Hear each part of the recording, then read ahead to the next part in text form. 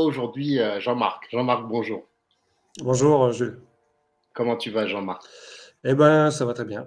Très bien, très bien. Et voilà, on continue dans toutes les actions qu'on a menées. Donc voilà, j'espère que toi, tout se porte au mieux pour tes projets. Oui, merci d'être présent aujourd'hui. On va commencer cette interview un petit peu particulière. Et vous allez voir que Jean-Marc a beaucoup à nous apprendre et son parcours, il est très franchement très inspirant. Il fait un métier hautement respectable. Vous allez comprendre pourquoi je dis ça. Et je vais te laisser te présenter un petit peu, Jean-Marc. On va commencer par le début. Présente-toi un petit peu, dis-nous qui tu es. Ouais, alors voilà, bah, moi je suis donc Jean-Marc, j'ai 41 ans et je suis sapeur-pompier professionnel. Et voilà, ma particularité, c'est que j'ai développé un diabète de type 1 à l'âge de 27 ans, donc en pleine carrière, hein. J'étais déjà sapeur-pompier professionnel depuis 6 ans. Et donc, j'ai appris justement avec cette découverte de diabète qu'on ne pouvait pas normalement être sapeur-pompier et atteindre un diabète de type 1. Donc voilà, c'était un petit peu la particularité de cette découverte en fait. Donc voilà. Et toi, quand tu l'as découvert, on te l'a découvert comment au sein d'une visite médicale par rapport à ton activité ou des Non, symptômes? Comment ça s'est non. passé? Alors en fait, moi il faut savoir que chez les sapeurs-pompiers, on a une visite médicale annuelle. Donc voilà, on a un check-up complet pour voir un petit peu si tout va bien. Donc moi, j'avais fait ma visite médicale en juin de cette année-là. Donc c'était en 2008. 2008, tout allait bien. Voilà, j'ai passé un été à faire quand même pas mal de sport. Je courais beaucoup, je faisais beaucoup de courses à pied. Et puis au mois de septembre, voilà, on avait eu un mois d'août assez chaud, je courais beaucoup et je me suis mis à boire quand même beaucoup. Et voilà, premier symptôme, commencer à uriner beaucoup, etc. Alors au début, je me suis dit, voilà, il fait chaud, je fais beaucoup de sport. Et au fur et à mesure, j'ai trouvé que c'était pas normal, je perdais beaucoup de poids. Et en l'espace d'un mois, en fait, j'ai perdu 15 kilos. Et là, visite chez le médecin, et le médecin il me dit, bon, bah, on va faire une prise de sang, on va voir un petit peu, mais je pense déjà savoir un peu ce que c'est. Et puis, bah, verdict, il est tombé dès la prise de sang, en fait, avec un taux de glycémie super élevé, alors que mon taux était normal 3 mois avant. Et puis là, bah, s'en est écoulé hospitalisation, traitement, voilà, surtout ça. Ça nous montre encore une fois une chose, c'est que même un professionnel comme toi, quelqu'un qui fait du sport, voilà, le diabète, parfois, ça choisit Mm. pas par rapport, c'est pas, on a cette croyance que ça choisit par rapport aux personnes qui sont que en mauvaise posture. Non, non, bah, vous voyez, là, un professionnel qui fait du sport tout le temps, bim, ça arrive. Donc parfois, on maîtrise pas ça. Et dès le début, t'as pu le gérer. T'as été, j'imagine, très bien entouré Mm. par, euh, par l'équipe des sapeurs-pompiers, par ta famille. Comment ça s'est passé? Ouais, c'est ça. En fait, bon, ça a commencé en fait à l'hôpital où bah, ils m'ont demandé un petit peu ce que je faisais dans la vie. Donc là, quand j'ai exposé que j'étais sapeur-pompier professionnel, que je conduisais des engins incendie type lourd, bah là ils m'ont dit oula, alors il risque d'y avoir des soucis pour pouvoir continuer votre carrière, etc. Et moi je comprenais pas parce qu'une semaine avant d'être hospitalisé, bah, j'étais toujours opérationnel, hein, j'avais pas d'arrêt de travail. Et là, j'allais beaucoup mieux avec le traitement. Et on est en train de m'expliquer que ça allait plus être possible à cause du traitement, alors que je me sentais mieux. Donc, je comprenais pas trop. Et donc, à ma sortie d'hôpital, en fait, j'ai rencontré le médecin-chef du département. Et là, le médecin-chef m'a exposé clairement les textes devant moi. Il m'a montré, il m'a dit voilà, sur les textes d'aptitude chez les sapeurs-pompiers, bah, normalement, tu devrais être classé. On ne devrait pas te garder en unité opérationnelle. On doit essayer de te trouver un poste adapté. Mais il dit voilà, moi je connais le diabète. On a déjà un agent dans le département qui a atteint un diabète de type 1. Il est opérationnel toute mission. Et moi, il dit si on met en place on va dire, une visite médicale intermédiaire pour voir un petit peu si tout va bien et on continue la visite médicale annuelle. Moi, de mon côté, si je vois que tu gères bien, il n'y a aucun souci pour que tu restes en unité opérationnelle. Donc, chose qui s'est passée en fait. Hein. Pendant quelques mois, il a fallu que je m'adapte un petit peu, que j'adapte le diabète à ma vie. Et puis suite à ça, bah, en fait, j'ai retrouvé toutes mes aptitudes et j'ai réussi à repartir en unité incendie sans aucune difficulté. Donc voilà. Ouais, C'est dingue parce que directement, quand on nous dit on a le diabète, ça fait partie de la conscience collective de se dire diabète et pilote de ligne ou diabète ou sapeur-pompier professionnel, diabète ou tel métier, ça va absolument plus du tout ensemble. Mais toi, tu nous montres encore une fois, tu es là et c'est aussi la quintessence de ton combat, de tes convictions, que oui, enfin, après tout, c'est possible et pourquoi pas, parce que c'est pas être diabétique, c'est pas être diminué. C'est une condition. Après, on l'adapte aussi. Par rapport à ça, ton vécu du coup de cette découverte, ça a découlé sur pas mal de choses parce que tu t'es un petit peu engagé quelque part. Ouais, alors je me suis pas engagé tout de suite. Au début, en fait, comme voilà, je suis reparti dans ma vie, on va dire normale, hein, pour moi, le diabète, c'est voilà, ça fait partie de ma vie. Et puis je me suis adapté une attitude de gestion du diabète que je ne montrais pas forcément. Voilà, au début, j'étais suivi sous multi-injection, hein, en stylo. Et puis bon voilà, je montrais pas forcément que je faisais mes injections devant tout le monde, etc. Enfin voilà, c'était quelque chose que je gardais plutôt pour moi. Et puis là où ça a commencé à changer, c'est lorsque ce médecin-chef il est parti en retraite. Il a une nouvelle médecin qui est arrivée pour prendre sa place dans le département. Et elle, au bout de quelques temps, je crois au bout de 2-3 mois après sa prise de fonction, il me semble, elle s'est rendue compte lors d'une visite médicale qu'elle avait 3 agents atteints d'un diabète de type 1 dans le département. Et là, grande surprise pour elle parce qu'elle venait d'un département où c'était très fermé, où on appliquait les textes à la lettre, on va dire. Et puis là, en fait, elle a d'abord reçu un de mes collègues en premier, et lui il m'a contacté le soir même, hein, pour me dire, écoute, voilà, j'ai rencontré la médecin-chef, clairement, elle veut plus du tout qu'on aille sur le terrain, parce qu'elle trouve ça dangereux, voilà, alors que nous, ça faisait déjà une dizaine d'années qu'on était atteint d'un diabète, et que ça s'était toujours bien passé, on avait toujours bien géré. Et donc la grosse surprise en fait, hein, donc moi j'ai été convoqué le lendemain. Et j'étais un petit peu plus préparé que lui parce que lui, ça lui est tombé vraiment comme ça sur le coin du nez en pleine visite médicale. Et là, à partir de là, moi, je suis arrivé avec un petit peu de recul et je me suis dit, voilà, pourquoi elle prend cette décision alors qu'on est opérationnel depuis des années et que tout se passe bien. Et là, voilà, elle nous explique que les textes, c'est les textes et que elle prend une grosse responsabilité à nous laisser sur le terrain si on venait avoir un accident. Ouais, mais on dit, ouais, mais on n'a jamais eu d'accident jusqu'à maintenant, on a toujours bien géré. On a des collègues qui ont déjà fait des malaises sur intervention suite à des coups de chaleur, suite à des déshydratations. Ça n'a jamais été notre cas. Et voilà, on sait comment gérer, on sait comment anticiper les choses. Et à partir de là, du coup, elle s'est un petit peu questionnée. On a eu aussi la chance, c'est d'avoir un directeur départemental à l'époque qui a plaidé en notre faveur et en nous disant, enfin voilà, il était un petit peu surpris de la décision du médecin, alors qu'on n'avait aucun changement dans nos attitudes de gestion du diabète et de gestion de la maladie. Et donc, en fait, il a fait un arrêté d'emploi malgré le certificat médical qui nous contre-indiquait les interventions.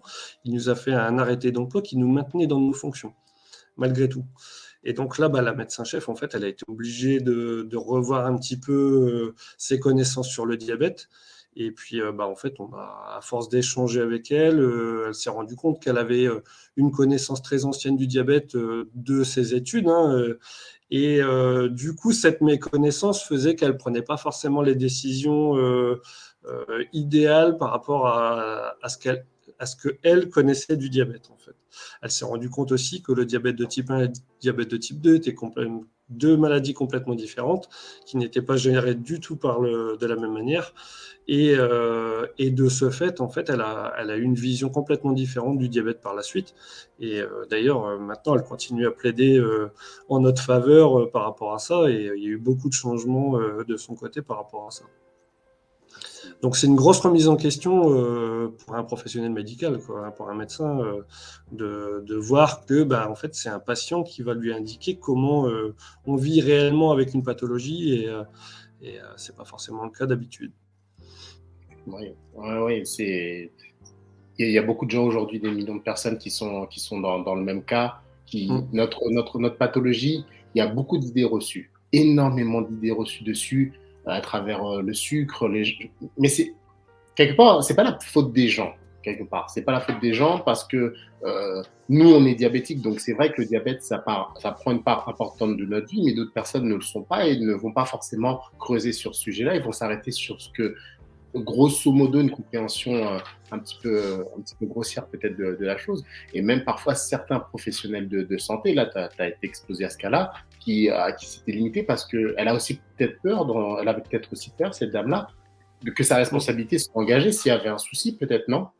Ouais, tout à fait, c'est ça. C'est toujours une responsabilité aussi du médecin qui prend la décision de mettre quelqu'un apte alors qu'il a une pathologie, qu'il a un problème médical, que ce soit un problème qui peut être provisoire hein, aussi. Il faut comprendre que voilà, il y a un certain nombre de responsabilités. Parfois, voilà, on prend des risques. Moi, dans mon métier, j'en prends tous les jours. Hein. On n'a pas de petites interventions sans risque. Il faut aussi mesurer le degré de, comment je dirais, de prise de risque par rapport à ça et prendre cette décision par rapport à ce qu'on a évolué. Donc c'est ce qui est compliqué chez les médecins. Après, comme tu le disais, on a cette connaissance du diabète qui a quand même changé en un siècle. Hein. Il faut savoir ça fait 15 siècles seulement qu'on a vraiment découvert l'insuline et qu'on a commencé à l'utiliser. Un siècle, c'est quand même relativement court, même si ça nous paraît loin à notre échelle. Mais on commence à rencontrer des patients qui ont 60-70 ans de diabète de type 1 et qui vivent pratiquement sans complications. Donc c'est quand même quelque chose de nouveau qu'on ne rencontrait pas il y a 30 ans. C'était encore une manière de gérer le diabète qui était complètement différente. Les avancées technologiques aussi ont fait beaucoup contribuer cette gestion du diabète. Voilà, on n'a rien à voir et on a évolué énormément en quelques années. Et ça, tous les médecins n'ont pas forcément conscience de ça actuellement. Ouais. Il reste énormément de travail à faire sur le diabète. Côté patient, côté médecin, côté média, tout le monde doit faire un bout de travail. Parce que la maladie, malheureusement, les chiffres galopent, ils sont pas rassurants pour le futur. Donc, je pense que dans ce que tu dis, ce qu'il est important, c'est de s'instruire sur la maladie. Vraiment de s'instruire sur la maladie. Les modes de vie font que effectivement ça grimpe un petit peu. Au-delà des modes de vie, parfois voilà, s'il y a de l'hérédité, il y a énormément de facteurs. Hein. Mais voilà, s'instruire dessus, c'est euh, c'est capital vraiment à notre époque. Et donc toi du coup, aujourd'hui, tu es toujours soldat du feu, donc du coup. Tout à fait. Alors, du coup, en fait, on a eu une période où elle nous a imposé des restrictions, cette nouvelle médecin, parce que voilà, elle avait un petit peu peur sur le plan opérationnel qu'il nous arrive quelque chose, etc. Et puis, en fait, les mesures ont été levées au fur et à mesure. Alors, elle a changé de département, mais le médecin qui l'a succédé, lui, a repris en fait ce qu'elle était en train de faire. Et puis, petit à petit, en fait, il a enlevé les restrictions qu'elle nous avait mis pour finalement retrouver notre état normal, on va dire, de moyens opérationnels. Voilà. Donc là, j'exerce toujours en unité incendie. Je suis chef d'agré, ce qu'on appelle chef d'agré incendie. Et donc, voilà, je suis opérationnel toute mission. Donc, c'est beau parce qu'on se dit, ouais, quand même, quoi. C'est quel chemin parcouru qu'un sapeur-pompier diabétique puisse.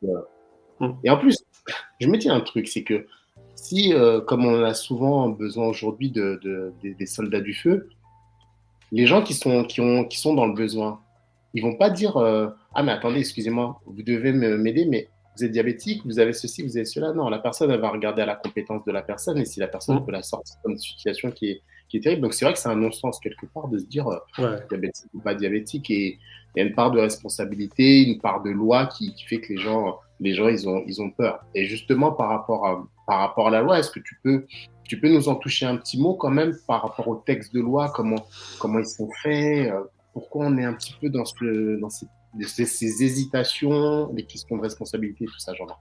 Ouais, alors ça, voilà, la partie législative, je l'ai découverte justement en voulant essayer de faire changer ces textes de loi voilà, qui nous discriminent un petit peu, hein.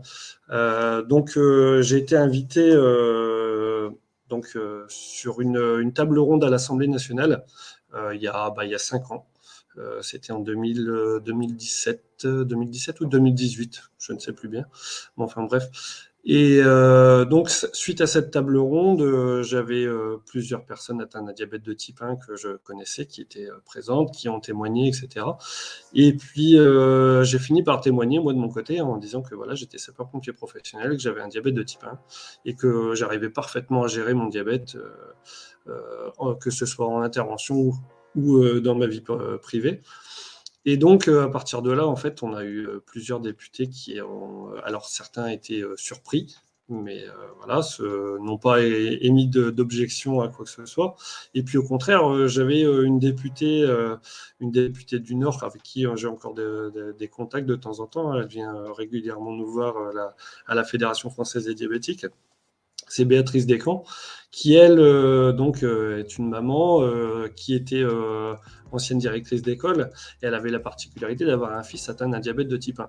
Et lorsque voilà, j'ai témoigné, c'était assez émouvant parce qu'elle nous a justement parlé des difficultés qu'elle-même rencontrait en tant que directrice d'école et d'un enfant atteint d'un diabète de type 1, et que c'était difficile à la fois de gérer en tant que maman et aussi en tant que directrice d'école cette problématique.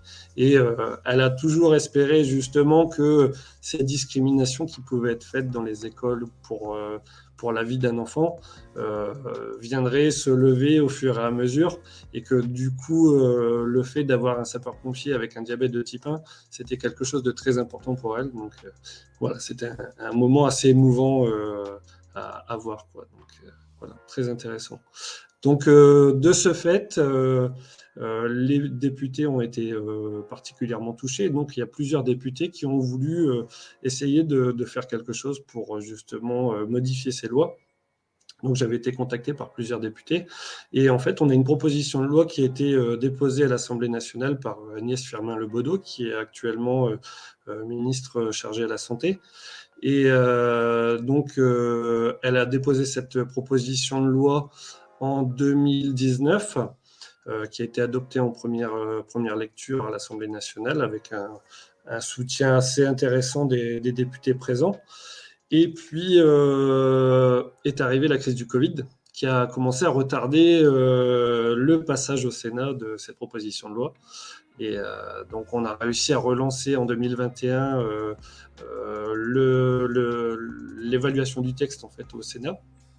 Et puis en Sénat, on a eu quelques modifications de ce texte qui ont été apportées par les sénateurs. Et du coup, repassage en lecture à l'Assemblée nationale pour être adopté finalement en novembre 2021 et promulgué en décembre 2021, juste après son passage à l'Assemblée nationale. Donc c'était vraiment une grosse victoire. Alors cette loi qui a été adoptée, elle ne résout pas tout du jour au lendemain, malheureusement.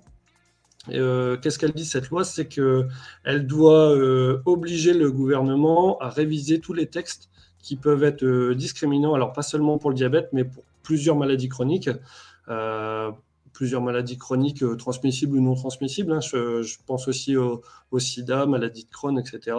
Et donc, d'évaluer les candidats à leur capacité réelle à maintenir un emploi, et non pas voilà, les discriminer par rapport à leur pathologie. Et donc, la révision des textes, donc il y a une commission d'évaluation des textes qui a commencé à se réunir, qui doit statuer justement sur l'ensemble des textes qui doivent être modifiés dans les différents corps de la fonction publique, mais aussi dans le privé. Et donc, ça doit normalement aboutir au bout de 3 ans maximum à ces modifications qui n'interdiront plus d'emblée un candidat à cause de sa pathologie. Donc c'est quand même une grosse avancée, une grosse victoire. Ben, oui, clairement, c'est. Et ce qui est fort dans ce que tu as dit, c'est que ce n'est pas que pour nous les diabétiques. Ce n'est pas que pour nous les diabétiques, il y a d'autres types de pathologies qui méritent aussi d'avoir cette chance. Et ce projet tu as porté avec d'autres, de frapper voilà, un petit peu à la porte des pouvoirs publics pour se dire, bah, écoutez, sur le terrain, il se passe ça. Est-ce qu'il n'y a pas possibilité de faire quelque chose? Ouais, c'est vraiment top. Parce qu'on en parlait en préparant cet entretien, c'est qu'aujourd'hui, le métier de pompier, on y reviendra à la fin et j'aurai un mot à dire par rapport à ça, fait rêver beaucoup de personnes. Il y a de l'engagement, il y a des pompiers qui sont volontaires, d'autres qui veulent passer professionnels. Un jeune aujourd'hui, voilà, qui a 16, 17, 18 ans, qui commence un petit peu à évoluer, bah, peut-être que ça l'aide. Tu m'avais parlé de ça, des jeunes pompiers Ouais. diabétiques. Comment ça se passe pour eux? Ouais, exactement. Alors, pour l'instant, au niveau de l'engagement d'un sapeur-pompier, donc professionnel, on va dire, généralement, ils peuvent pas passer le concours parce qu'ils sont recalés à la visite médicale. Ceci dit, il existe dans certaines professions, notamment la police, où il y a eu des jurisprudences de personnes qui ont justement passé le concours, obtenu le concours, ils ont été déboutés à la visite médicale. Et la décision qui fait qu'ils ne pouvaient pas intégrer la police a été cassée par le tribunal. Donc, de ce fait, on a une jurisprudence de ce côté-là qui doit justement faire modifier, qui doit obliger à modifier les textes. Je pense par exemple au cas d'Alizé Agier, hein, qui a été championne du monde de karaté, championne d'Europe de karaté, et Elle te passe, avec son diabète de type 1. je l'ai eu hier au euh, téléphone, elle te passe le bonjour. Comment? Je Excuse-moi, l'ai j'ai eu mal. hier au téléphone, elle te Ah, tu passe l'as le eu bonjour. hier au téléphone. Ok, Ouais. bah ça marche. Ouais. Parenthèse dans notre En entretien. plus, elle vient de remporter l'Open de Paris, donc c'est une très bonne nouvelle Clairement. pour les JO 2024. Voilà. Et donc, on a des athlètes de haut niveau comme ça qui obtiennent le concours comme n'importe qui. Donc, ça veut dire qu'elle a passé des épreuves comme n'importe qui. Et lorsqu'on arrive à la visite médicale, donc le premier médecin qu'elle a rencontré, il lui valide sa visite médicale. Et finalement, c'est le médecin-chef par la suite qui se rend compte que bah, elle a un diabète de type 1 et que non, c'est pas possible finalement. Donc en fait, on ne l'évalue pas sur ses capacités réelles à passer le concours ou à devenir gardien de la paix, mais on l'évalue juste, bah tiens, elle est atteinte d'un diabète de type 1. Moi, c'est ce que j'ai dit. Personnellement, je suis chef d'incendie. Si je pouvais avoir des Alizé Agier derrière dans mon fourgon pour venir avec moi au feu, j'en serais le plus ravi. Et son diabète ne me pose aucun souci. Donc voilà, c'est tout ça en fait qu'il faut essayer de changer. C'est vraiment important, quoi. Donc pour les nouvelles recrues, c'est un petit peu délicat sur le plan du concours de sapeurs-pompiers professionnels. Ceci dit, je n'ai pas d'exemple de sapeurs-pompiers qui ont passé le concours et qui ont réussi à rentrer malgré leur diabète. Ça commence à bouger un petit peu pour devenir pompier volontaire, où on commence à avoir justement soit des jeunes sapeurs-pompiers qui ont eu le brevet de jeunes sapeurs-pompiers et qui donc deviennent pompiers volontaires et qui ont été intégrés. On en a quelques exemples en France, j'en ai 2 ou 3. Et puis voilà, la voie classique pour devenir pompier volontaire lorsqu'on ne fait pas partie de l'école des jeunes sapeurs-pompiers.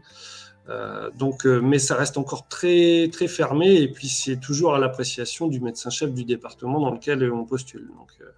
Donc c'est encore un petit peu délicat, même si les mentalités commencent à changer tout doucement. Donc voilà.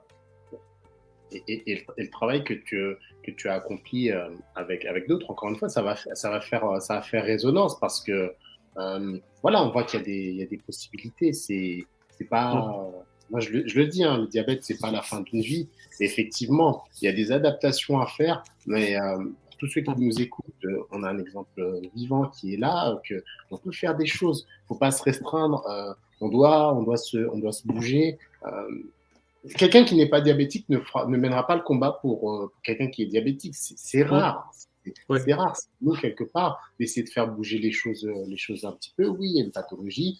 Oui, d'accord, il y a ceci, il y a cela. Oui, ok, il y a de l'insuline, mais ça n'empêche pas de faire des super belles choses. Moi, je Ouais. creusais un petit peu sur Internet. J'ai découvert qu'il y avait des athlètes de très, très haut niveau, très, très, très haut niveau qui étaient diabétiques, que j'en connaissais certains, mais ça m'a vraiment étonné. Et il y a un point sur lequel je voudrais qu'on revienne, c'est ce côté un petit peu de honte, quelque part. Tu vois, quand on est diabétique, on le garde un petit peu pour soi, on ne partage pas trop, on a rarement un t-shirt écrit j'aime l'insuline, des choses comme ça. Toi, comment ça s'est passé à ce niveau-là, ou même avec tes collègues à un moment quand ça s'est su je reviens un petit peu en arrière. Comment ça s'est passé par rapport à tout ça, Jean-Marc? Ouais. Moi, j'ai pas eu trop de soucis en fait. Alors, c'était un cercle assez restreint en fait de collègues qui étaient au courant que j'étais atteint d'un diabète de type 1, hein, ceux qui travaillaient tous les jours avec moi. On va dire que dans le département, très peu savaient que j'avais déclaré un diabète.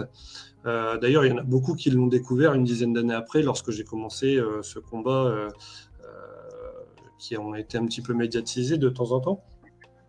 Mais voilà, j'ai pas eu trop de difficultés parce que j'étais déjà dans la profession, j'étais déjà dans cette caserne, tout le monde me connaissait et je pense que voilà, ça n'a pas changé grand-chose en fait, le fait que je devienne diabétique.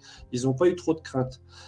C'est quelque chose qui ne s'est pas forcément rencontré chez un jeune. J'ai l'exemple d'un jeune qui justement était jeune sapeur-pompier, qui a eu un diabète de type 1 pendant ses années d'école de jeunes sapeurs-pompiers, et qui a été intégré dans un département. Et lorsqu'il est arrivé dans la caserne, en fait, il est déjà arrivé avec cette étiquette d'agent avec une pathologie. Et donc, voilà, c'est quand même assez rare de recruter un sapeur-pompier avec une pathologie connue. Et au début, il a un petit peu galéré. Ouais. Au début, il a un petit peu galéré. Pourtant, il avait fait ses classes dans cette caserne. Mais du coup, il est arrivé avec cette petite étiquette de diabétique de type 1. Et puis, bon, bah voilà, moi, je l'ai quand même pas mal coaché, je l'ai pas mal aidé. Et il s'est battu. Et puis, en fin de compte, il est toujours sapeur-pompier. Il est même, depuis cette année, en unité incendie. Donc, au début, il avait des restrictions. Il faisait que du secours à personne et de l'opération diverse. Opération diverse, c'est tout ce qui est inondation, secours d'animaux, etc. Et donc, il ne pouvait pas aller sur les interventions incendie. Et là, depuis cette année, il m'avait appelé, en 2022, il m'a appelé pour me dire que ça y est, il était en unité incendie et que tout se passait bien. Donc c'était une très bonne nouvelle, quoi. Et on voit que, en fait, certaines personnes se mettent des barrières avec ça. C'est-à-dire qu'ils sont tellement persuadés qu'à cause du diabète, ils pourront pas devenir pompiers, ils pourront pas faire ci, ils pourront pas faire ça, que eux-mêmes, ils oseront même pas essayer parce que pour eux, c'est ancré et ce sera pas possible. Alors qu'il suffit juste de s'adapter et puis voilà. C'est ce qu'on demande, c'est la principale qualité qu'on demande à un sapeur-pompier, c'est de s'adapter à n'importe quelle situation. Donc moi, j'étais déjà sapeur-pompier et j'ai adapté mon diabète à ma vie. Et voilà. Si on veut faire quelque chose, il faut vraiment se battre pour continuer. Ouais, clairement. Et de toute façon, cette pathologie nous apprend l'adaptabilité, hein, de toute manière. Donc oui, toi, tu as une adaptabilité qui est vraiment double. Moi aussi dans le sport. Toute personne, en fait, même dans son activité, hein, il y a le diabète, faut s'adapter. On est parent, faut s'adapter. On est professionnel de ceci, il faut s'adapter. Oui, ça nécessite de l'adaptation. Et quelque part, quand tu me dis ça, moi, ça me fait penser que de toute façon, dans la vie, le diabète aussi est une opportunité de faire preuve d'adaptabilité, de résilience sur les... Oui, effectivement, il y a des fois, ça va pas. Il y a des jours, ça va pas. Mais il faut qu'on fasse en sorte et on travaille de faire en sorte que les jours qui vont bien soient plus nombreux que les jours où c'est un petit peu... Exactement. C'est... Et ce que tu dis, c'est aussi vrai chez une personne diabétique, mais une personne non diabétique, c'est exactement la même chose en fait. Et on a du mal en fait à comprendre que les gens peuvent aller mal à une certaine période, pendant une certaine durée, qu'ils soient diabétiques ou non en fait, hein. Et ça, c'est compliqué, c'est que du coup, on a plus tendance à cacher quand on va mal, alors que ça devrait être l'inverse, en fait. On devrait l'exprimer justement quand ça va mal et que quand je pense à quelqu'un qui, par exemple, a une lombalgie assez importante, qu'il a un traitement assez lourd pour calmer les douleurs, il va pas être à 100% de ses capacités et pourtant, on va pas forcément le restreindre dans son activité. Et ça, c'est pas forcément logique, quoi. C'est pas forcément logique.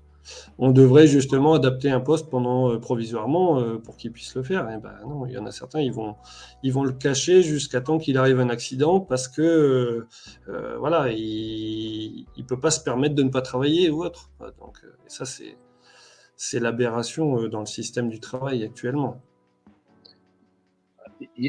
Ça me fait penser à quelque chose. Tu sais, on s'est rencontrés, en tout cas, je t'ai sollicité sur LinkedIn. Et il y a quelque chose sur LinkedIn qui est assez particulier. Il n'y a absolument personne, et c'est tout à fait je peux l'entendre, hein, je peux même le comprendre. Il n'y a absolument personne sur son statut qui va mettre diabétique. J'ai vu une personne le mettre, une seule. Pourquoi? Parce que lorsque cette personne elle va mettre diabétique de type 1, LinkedIn est un réseau professionnel. Alors effectivement, si jamais elle postule pour rentrer je ne sais où, bah, le recruteur éventuellement il peut venir sur son profil LinkedIn dire ah diabétique de type 1, diabétique de type 2, même diabétique, sans faire exprès, peut-être dire bon écoute, bon peut-être qu'on va passer sur autre chose. Et c'est pour ça que je te demandais ce côté un petit peu parfois de honte, parce qu'il y a énormément de diabétiques. Moi, qui cherchais un réseau social pour pouvoir parler à des diabétiques comme moi, sur Instagram, c'est beaucoup plus facile, on va dire, mais sur un réseau professionnel, il y a moins de personnes qui vont le déclarer. Bien sûr, des attitudes qui vont montrer qu'elles sont concernées par la pathologie. Mais oui, les gens pas se cachent, mais les gens aussi se préservent par rapport aussi à l'œil et au monde extérieur, et encore plus au monde du travail. Tu vois, oui, mais... On sait que le monde du travail est très discriminant. Moi, je me suis battu pour les métiers, enfin, je me bats toujours pour les métiers interdits aux personnes atteintes de diabète. Mais il faut savoir que même dans les métiers non interdits, il y a de la discrimination, en fait, clairement. Clairement, moi, je connais énormément de diabétiques de type 1, de type 2, qui ne disent pas à leur employeur qu'ils sont diabétiques de peur de perdre leur emploi ou d'être un petit peu mis de côté à cause de cette pathologie. Et ça, c'est compliqué parce que aller travailler en cachant tous les jours quelque chose, c'est quand même très délicat, je trouve. Ouais, parce qu'au bout d'un moment, ouais, on ne comprend pas pourquoi la personne a telle attitude, alors qu'il y a quelque chose qui est sous-jacent, qui est un petit peu caché. Ouais, il y a vraiment du travail. On a toujours ce regard de la personne atteinte de diabète qui fait des malaises à cause du risque d'hypoglycémie, qui fait des malaises, etc. Mais en fait, lorsque tu découvres ta première hypoglycémie, tu te dis ah bah c'est juste ça une hypoglycémie, et finalement il faut juste prendre un morceau de sucre et se resucrer. Mais il y a des choses qui sont bien plus compliquées à gérer. Donc voilà, on a du mal à distinguer l'hypoglycémie et l'hypoglycémie sévère. L'hypoglycémie sévère qui est quand même beaucoup plus rare et qui, voilà, faut vraiment, ça dépend des personnes, hein, on va dire, et ça dépend de l'âge aussi, mais qui est quand même beaucoup plus difficile à atteindre qu'une simple hypoglycémie que n'importe qui peut faire, en fait. Moi, j'ai déjà eu des collègues sur intervention qui se sont sentis mal parce que voilà, ils n'avaient pas eu le temps de déjeuner le matin, etc. Et qu'on partait sur une intervention assez soutenue. Et bah, c'est pas pour autant qu'on les a mis inaptes du jour au lendemain, quoi. Donc,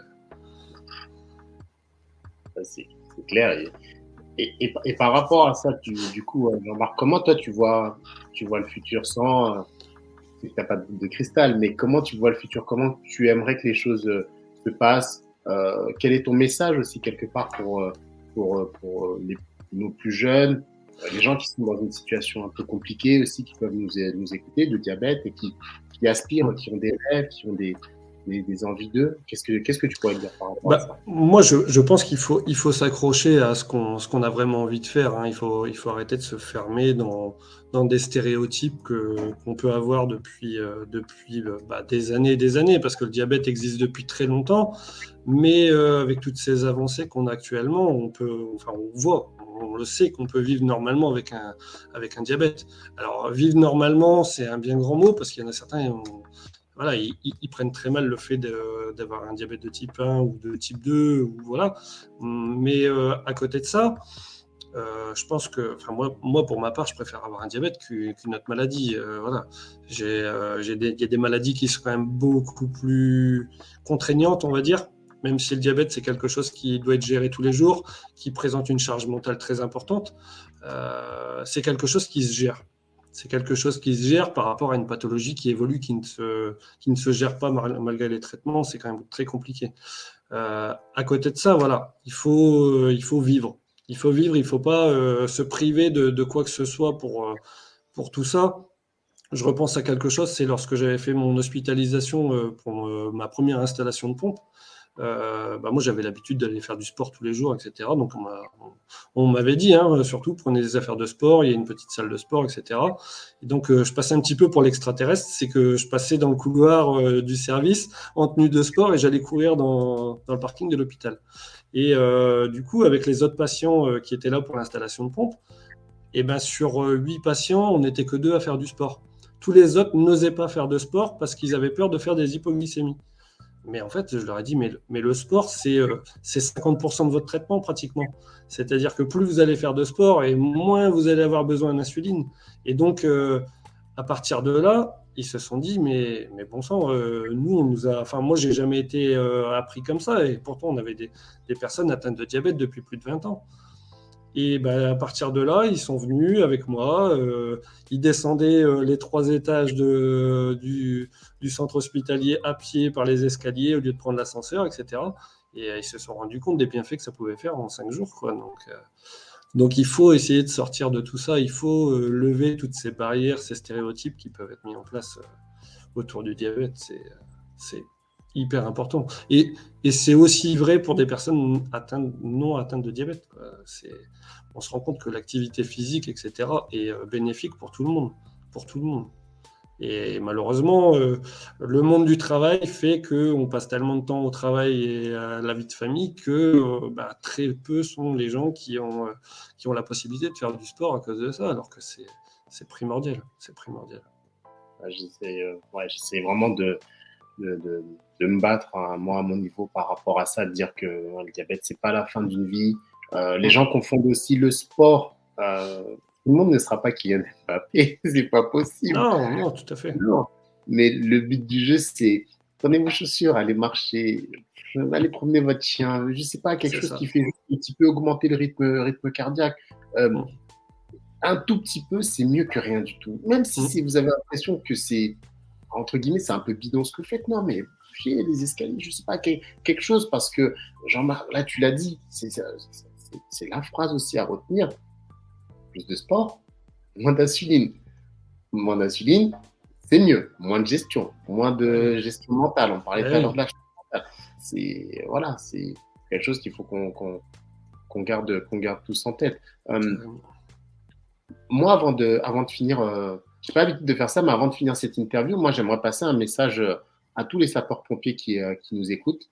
Bonjour à vous, messieurs, bonjour à vous, mesdames. Je tenais à. On voit beaucoup de choses passer sur Internet. On est dans une époque un petit peu aussi particulière où les valeurs parfois se perdent, mais bon, ça, c'est un autre débat. Moi, j'aimerais dire un grand merci. Un grand merci à ce corps de métier.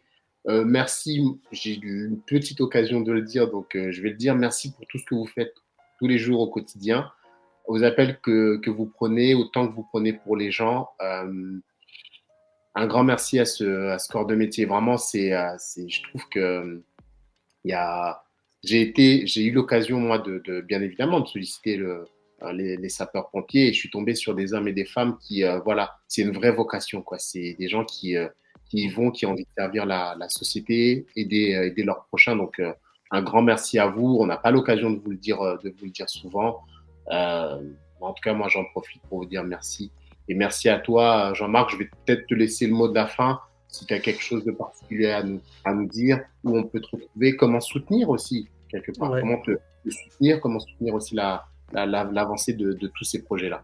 Alors, ces projets-là, ils sont énormément soutenus par la Fédération française des diabétiques. Moi, je fais partie du conseil d'administration.